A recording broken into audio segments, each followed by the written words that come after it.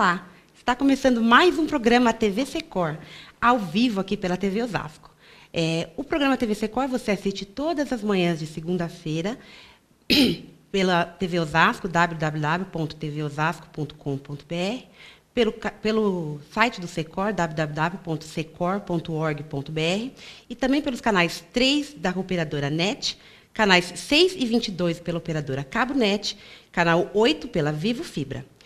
Hoje nós temos um convidado aqui que é uma verdadeira enciclopédia. É a história viva de Osasco. Professor Ricardo Dias. Bom dia, professor. Bom dia, espectadores da TV Osasco. Bom dia, espectadores do programa do Sindicato dos Comerciários. Né? E estou muito feliz, muito contente por estar aqui com vocês. E também temos aqui o diretor do Sindicato dos Comerciários, o Arruda, que está sempre conosco aqui. Bom dia, Arruda. Bom dia, Soraya. Bom dia, professor Ricardo Dias. É um prazer ter o senhor aqui abrilhantando o nosso programa, trazendo um pouco da sua vida, da sua sabedoria, para que o trabalhador saiba que a cultura, o TV Secor está resgatando, está trazendo sempre, para que o trabalhador se sinta bem informado, né? E se sinta feliz com as informações que o TV Secor oferece. Eu gostaria de aproveitar a oportunidade já de falar para o trabalhador que dia 22, agora dia 22, sexta-feira, nós temos uma assembleia de aprovação da campanha salarial, com distribuição de prêmios, né? Com churrasco para o trabalhador. Não perca, vai ser muito legal, a partir das 18 horas, na nossa central Osasco. Aqui é o novo guia de sócio. Esse guia está recheado de benefício ao trabalhador.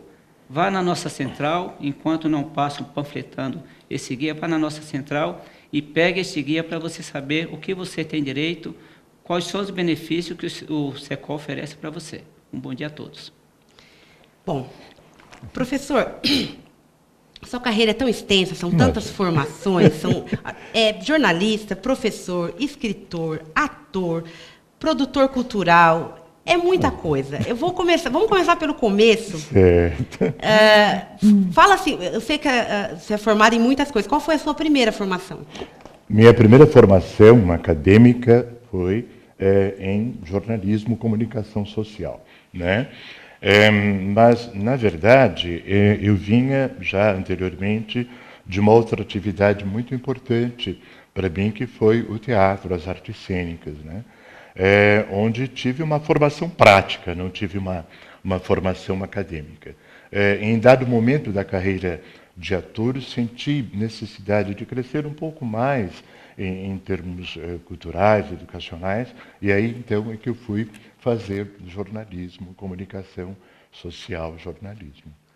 E começou quando essa carreira de ator aí? Foi ainda na adolescência? Olha, foi exatamente quando vim morar em Osasco. Foi quando mesmo? Vim morar em Osasco em 1966. Eu tinha então o quê?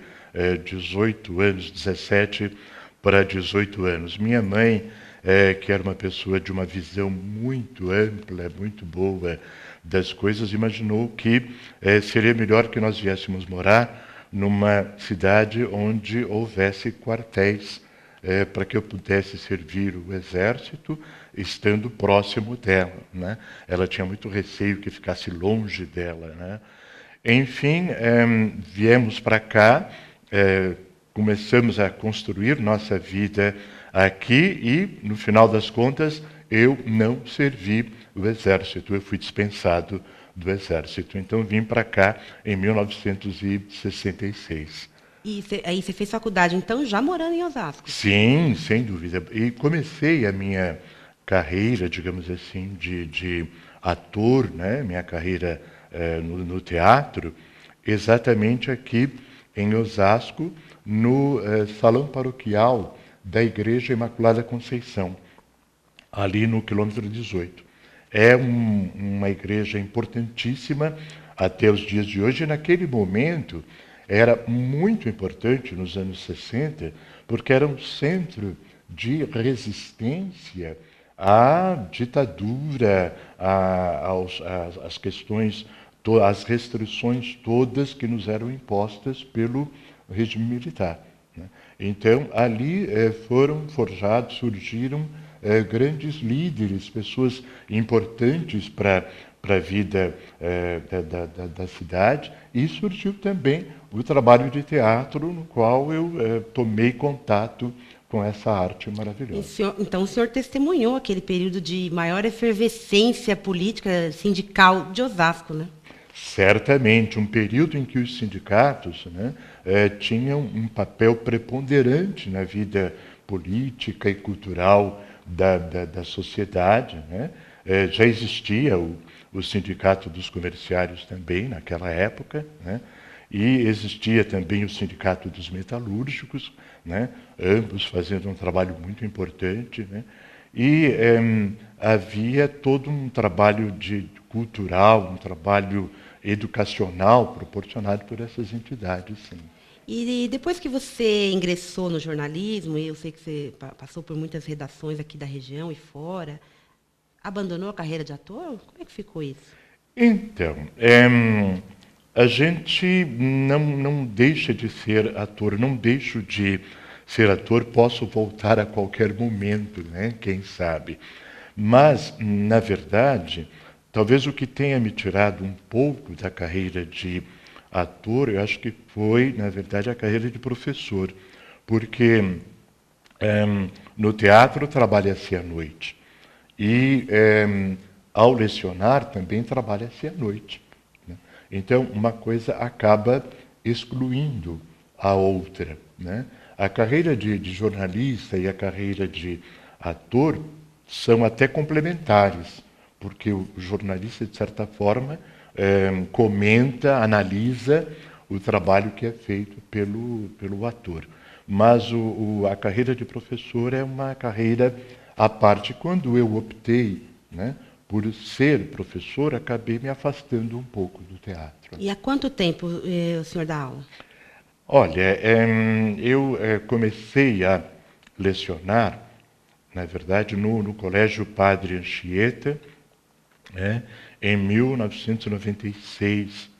E de lá acabei indo para o Unifiel, né, em 2001. Mas lecionei também em outras faculdades, né? E eu sinto que, principalmente no nível superior, há um grande interesse por parte das faculdades de absorver profissionais que tenham uma experiência de atuação no mercado, né? Porque muitas vezes o professor se forma na graduação e já vai começar a dar aula, não tem tanta experiência daquilo que ele está falando. E a universidade me absorveu e me acolheu exatamente, talvez, por essa experiência de vida que eu já possuía quando comecei essa carreira de professor. A experiência de campo, né, é importante, Exatamente. porque os alunos é o que eles não têm ainda, né, e que você já tem, já poderia passar, né? Exatamente. Mas como é que foi assim o convite para dar aula inicialmente? Não foi uma coisa assim, eu dar aulas? Na verdade, era algo que eu sempre queria fazer, sempre quis fazer, né? Talvez tenha sido a minha grande vocação desde o início, e talvez eu não tenha percebido, né? E o professor é muito mais do que simplesmente alguém que passa conteúdos dentro de uma sala de aula. O professor é, sobretudo, alguém que vai dar exemplo a respeito da sua vida, das suas ideias, do seu conjunto de valores, né, para um grupo de pessoas, sobretudo adolescentes e pessoas que estão numa fase de formação, né? Então, eu sempre quis isso para mim, né? E sinto-me privilegiado, né, de ter passado pelo Colégio Padre Anchieta, foi maravilhoso para mim, e de estar agora há 15 anos no Unifiel, né, que é um orgulho, né, para a cidade de Osasco, né, abrigar uma universidade desse porte. Né. E tenho encontrado lá, tenho visto, tenho convivido, né, no Unifiel com muitos, mas muitos comerciários. Né. Eu chego hoje em estabelecimentos, né, comerciais de pequeno porte, de grande porte, né, e muitas vezes encontro, professor, você não está me reconhecendo, né? Tive aulas com você há 5 anos atrás, 10 anos atrás. Né? E a gente não muda, mas eles mudam. Né? Mas a gente não reconhece. E você, né? tem muitos mais alunos, né, para lembrar do que Então, eles de professor, para se lembrar. Então, esse aspecto também da carreira de professor é muito gratificante, de reencontrar esses alunos depois. Né? Reencontro no comércio, reencontro nos bancos, reencontro, dei aula um período para o curso de administração, né? E há muitos jovens que hoje estão no comércio e que estudaram administração. Né? Digamos que é o seu novo público, né? Você tinha um público como ator e agora você tem um Exatamente. público como professor. Eu brinco, quanto ao ator, o público tem a opção de não ir assistir ao espetáculo. Né? Agora, com relação ao professor, não tem essa opção. Então, eu tenho uma plateia cativa. E ao invés deles darem nota para o espetáculo, quem dá nota é o senhor. Eu. Ok, se vocês estão gostando da entrevista assim como eu, vocês podem participar mandando perguntas através do WhatsApp 9589-35075. 9589-35075. Professor, o senhor já trabalhou em jornais da região e tem muita experiência. E o senhor acredita que a imprensa da região mudou de lá, quando o senhor começou para cá? Qual a sua opinião a respeito disso? Trabalhei no jornal Primeira Hora, nos anos 80, assim que eu me formei em jornalismo, e foi uma experiência marcante. Né? Foi um jornal maravilhoso que existiu durante 7, 8 anos, 10 anos no máximo, mas que deixou saudades. Trabalhei também depois no Jornal Diário da Região, que chamava-se Diário de Osasco, com o Vrege, que é uma pessoa magnífica, uma pessoa generosa, uma pessoa que ama Osasco e que com muitas dificuldades mantém o jornal dele até hoje, agora amparado pelos filhos dele, né? O Márcio e o Marcelo. Né? Trabalhei em outros jornais também aqui da região. Eu sinto que o jornal da região, o jornal de Osasco, sofre principalmente com a questão da proximidade de Osasco com São Paulo. Então, quem lê o jornal dificilmente procura um jornal de Osasco para ler. Né? Lê a Folha, lê o Estadão, né? E a pessoa não se preocupa muito em buscar a informação local. Né? E o jornal de Osasco tem essa missão importantíssima de nos dizer do que está acontecendo na nossa cidade e na nossa região. Né? Então, os jornais de Osasco sofrem muito com a falta, por exemplo, de publicidade, né? Falta de anunciantes. Né? E com isso trabalham em condições precárias. Né?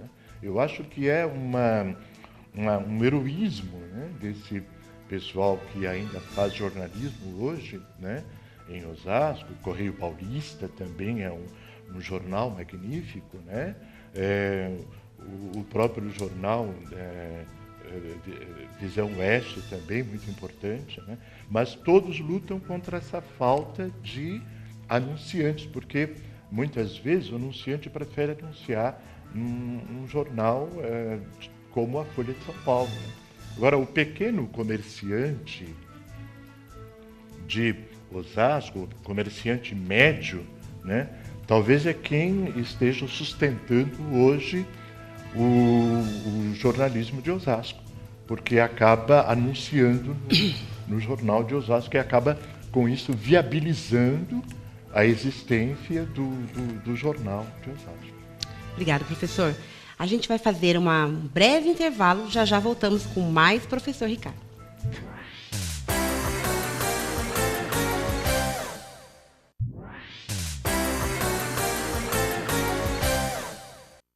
Olá, voltamos com o nosso TV Secor, entrevistando hoje o professor Ricardo Dias.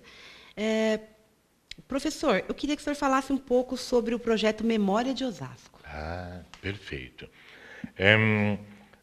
Uma cidade precisa cuidar da sua memória. O que é memória? É todo o registro dos fatos que se faz no sentido de propiciar ao pesquisador, mais tarde, escrever a história. Né? O pesquisador, o historiador, não consegue escrever sem que ele tenha fontes de pesquisa, né? E é muito importante preservar essas fontes de pesquisa, esse material de pesquisa. Osasco é uma cidade muito jovem e, logicamente, não vinha se preocupando ainda com essa questão da memória. Mas quem é jovem e não preserva a memória corre o risco de envelhecer e não ter elementos para escrever a sua própria história. Nós vemos que hoje alguns historiadores já estão escrevendo a história de Osasco. Isso é muito bom, isso é muito importante. Mas é preciso preservar a memória, né? E 20 anos atrás, um pouco mais do que isso, quando trabalhávamos na Secretaria de Cultura da Prefeitura de Osasco, né, lançamos esse projeto de preservação de memória, e é algo que está sendo útil até os dias de hoje. Elementos que nós preservamos, né, arquivamos, musealizamos, né, naquela época, estão sendo utilizados hoje como fonte pelos pesquisadores.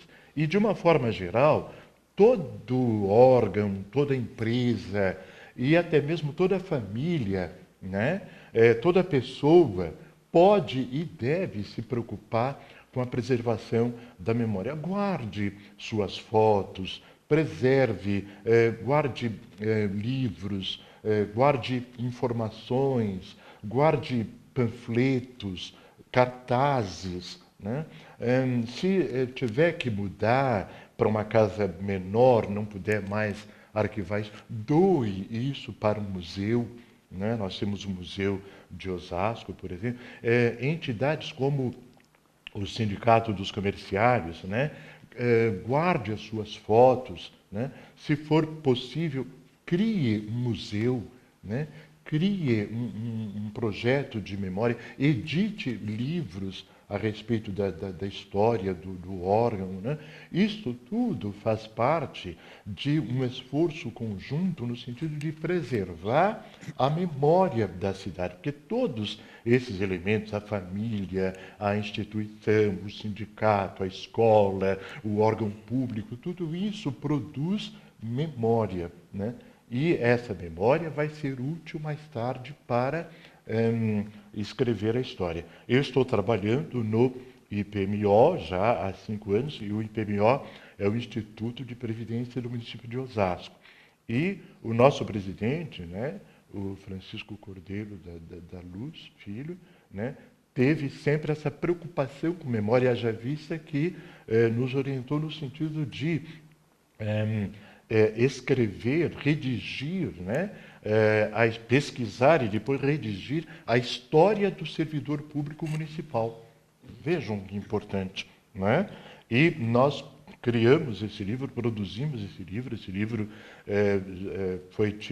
teve uma tiragem de 5.000 exemplares que foram distribuídos entre os servidores públicos e alguns exemplares foram reservados, né, para ser oferecidos a pesquisadores, né?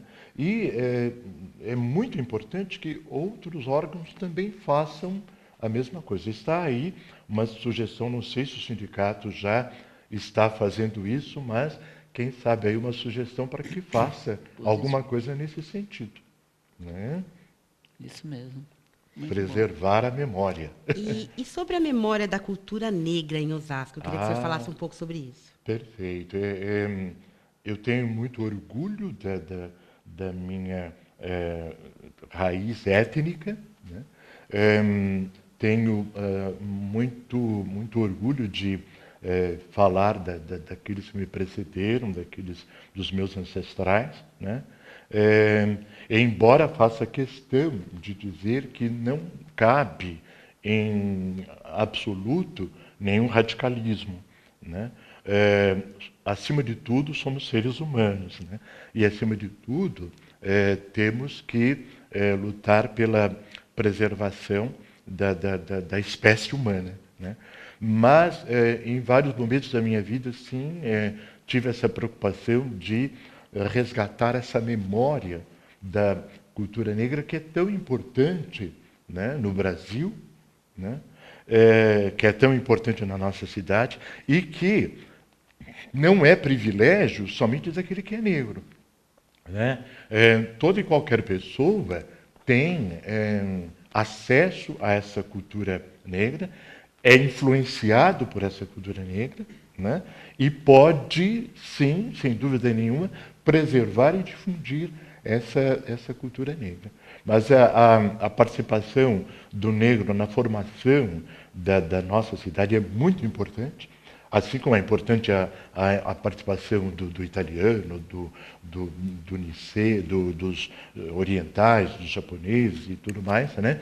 Mas a participação do negro é muito importante e tem um livro também a respeito e penso de desenvolver uma pesquisa ampla a esse respeito. Acho que eu estou devendo para a cidade de Osasco um estudo a respeito da influência da cultura negra, da cultura brasileira em Osasco. Muito Pretendo fazer isso ainda. Sou jovem. Vamos cobrar, não pense que não vamos cobrar. Ô Arruda, essa luta, né, pela preservação da memória e pelo fim da discriminação, enfim, vai muito ao encontro das lutas sindicais, né? Sim, na realidade, eu cobro muito essa situação de memória, essa situação da pessoa fazer uma história, mas não divulgar ela, vai se tornar uma história sem herói, né? Uhum. Então, eu cobro muito do nosso presidente, pretendo fazer no sindicato, não um museu, mas uma sala de memória, né? Uhum. Que eu acho que, enquanto eu estiver nessa pasta da imprensa, eu vou cobrar, e que Deus ajude que eu consiga, né? Porque são muitas hierarquias, né? E devido às hierarquias, muitas vezes a gente não chega a um denominador, né? Mas eu admiro muito essa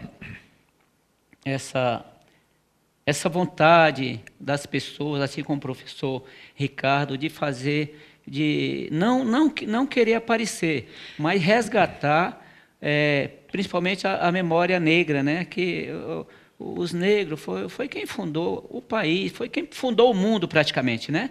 Então, em muitas cidades, às vezes não se comemora, o que eu acho um absurdo, porque eu acho assim, quando você começa, acho que tem que ser lembrado a vida inteira, né?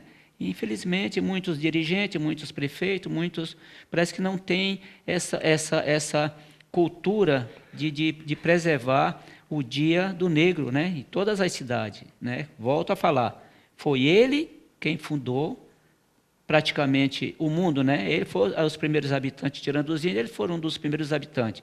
E eu acho que a gente teria que ter um respeito por eles e lembrar sempre, não só no Dia do Negro, no Dia da Consciência Negra, mas todos os dias ser lembrado como pessoas que sofreram deram sangue, foram escravizados, mas hoje não são lembrados, né?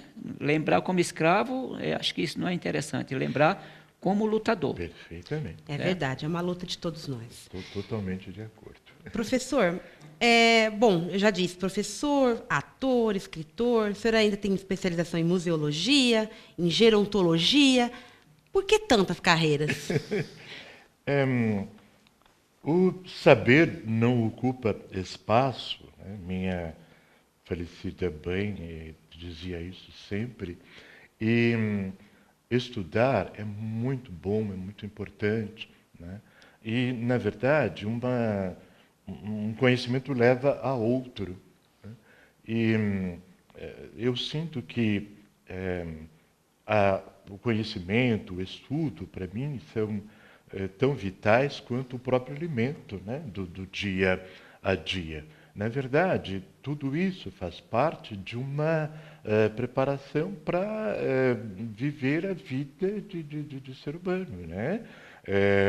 Então, não entendo que são coisas diferentes. Tudo faz parte de uma mesma raiz do conhecimento, né? Tudo caminha numa mesma direção, né? E quero ainda estudar, me aprofundar em tudo isso e quero ainda caminhar no sentido de me tornar um conhecedor da área de filosofia, por exemplo, que eu amo muito, amo profundamente, né? E isso tudo para poder dizer, olha, sou uma pessoa, sou um ser humano, né? Eu acredito que esse material é rico nas suas aulas, que você continua Sem dando dúvida. lecionando na Unifiel, Sem né? dúvida. Um professor, hoje, atualmente, o que acontece? Quando se quer saber alguma coisa, tecla-se lá no computador, né, pergunta-se ao Google, né? Tecla-se lá no Google e faça a pergunta para o Google. O Google traz a informação. Mas eu sou AC, eu sou antes do computador, né? E tive como exemplo pessoas maravilhosas que tinham esse conhecimento, né? Eram capazes de responder muitas coisas, né, a respeito de várias áreas do conhecimento. E eu me espelhei nessas pessoas e quis trilhar um caminho igual. Hoje, que tem o Google aí à disposição, antes de teclar lá o Google, eu pergunto para mim mesmo, né, o que é este assunto, o que significa isso, né? E muitas vezes, se eu sei responder a mim mesmo, né, eu evito de perguntar ao Google, já que eu sei, ou às vezes pergunto só para checar se a minha memória está boa, né? Mas eu acho que é isso. E tenho sede de conhecimento. Tenho vontade de conhecer. Ok. Professor, muito obrigado. A sua entrevista foi fantástica, maravilhosa. Arruda, obrigado também pela sua participação, como sempre. Aqui as suas contribuições são sempre muito boas. E segunda-feira que vem tem mais. Até lá.